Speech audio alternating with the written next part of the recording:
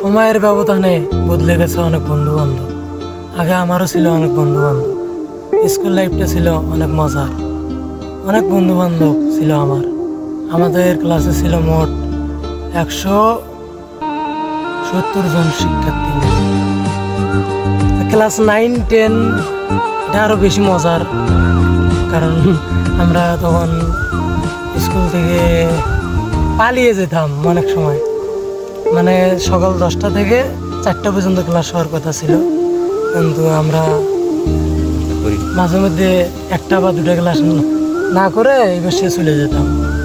তা ছোটোবেলাটা ছিল অনেক অন্যরকম। আমরা খেলাধুলা করতাম, ঘুরে বেড়াইতাম অনেক জায়গা, শুধু হাঁটতাম আর হাঁটতাম। মানে কেন হাঁটতাম নিজেও জানতাম না। ছোটোবেলা কেমন হয় আপনারা তো জানেন। মানে হাঁটতাম, শুধু হাঁটতাম। আমরা চাচাতো ভাই ছিল 4-5 জন। আমাদের যে এই সময়টা ছিল সুমধুর সময়।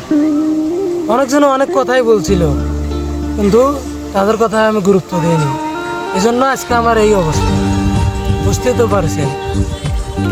তো আপনারাও, আমি আশা করি যে আপনারাও ভালো কিছু করবেন। আপনারাও সবসময় নিজেকে পরিবেশের সাথে মানিয়ে নেবেন। যে কোনো পরিস্থিতি হোক, নিজেকে মানিয়ে নিতে হবে। যে কোনো পরিস্থিতির সাথে সম্মুখীন করার ক্ষমতা একমাত্র আল্লাহ তাআলাই দিয়ে দেয়।